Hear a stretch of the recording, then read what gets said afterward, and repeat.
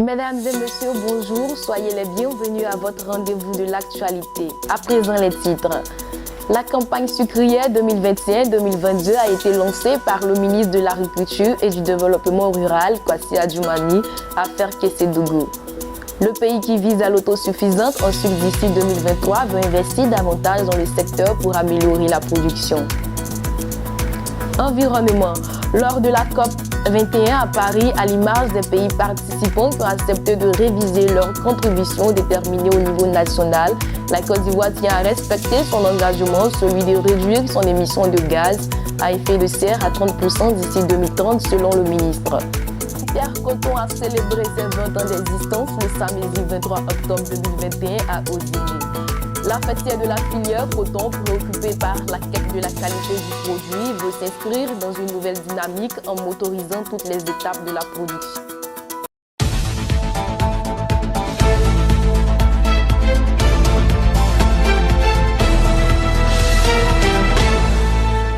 Comme annoncé en titre, le ministre d'État, ministre de l'Agriculture et du Développement rural, Adjoumani Kobena, a procédé au lancement officiel de la campagne sucrière 2021-2022 le samedi 23 octobre 2021 à Ferkessédougou. Le ministre en charge de l'Agriculture a traduit l'engagement du gouvernement pour l'intérêt accordé à la production sucrière en Côte d'Ivoire. À cet effet, l'État ivoirien se donne jusqu'à 2023 pour atteindre l'autosuffisance. Deux entreprises produisent 24 000 tonnes, soit 83% des besoins annuels. Au nombre de ces structures de production figure la SUCA. Pour joindre l'acte à la parole, le gouvernement a signé un accord avec ces différentes entreprises, un contrat plan sur 5 ans. L'agriculture fait partie des 11 secteurs pour lesquels la Côte d'Ivoire s'engage à réduire son émission de gaz à effet de serre à 30% d'ici 2030. Cette promesse, qui s'inscrit dans le cadre des contributions déterminées au niveau national, est révisée tous les 5 ans. L'accord de Paris sur le changement climatique vise à limiter la hausse de la température mondiale à 1,5 degré Celsius.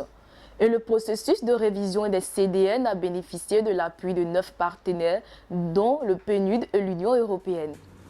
L'Organisation interprofessionnelle agricole de la filière coton de Côte d'Ivoire veut réduire la pénibilité du travail du coton par la motorisation de la production pour une filière plus attractive dans un développement durable. Cette décision a été prise le samedi 23 octobre 2021 à Ozigny lors de la célébration de ses 20 ans d'existence. Selon le directeur exécutif Jean-Baptiste Siontiama Suloué, depuis la campagne 2018-2019, un projet pilote de motorisation a été initié avec le soutien de l'État dans 3 centres de prestations.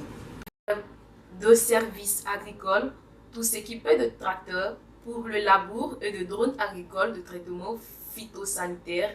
Bientôt, ces équipements seront étendus sur l'ensemble du bassin cotonnier.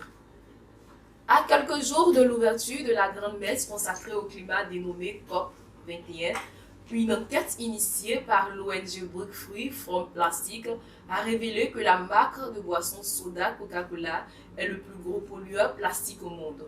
Selon son rapport, outre Coca-Cola, Pepsi et Unilever se trouvent sur un podium des plus grands pollueurs plastiques.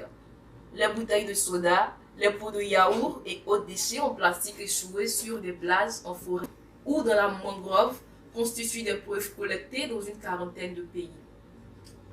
C'est sur ces mots que prend fin ce journal. Merci de nous avoir suivis.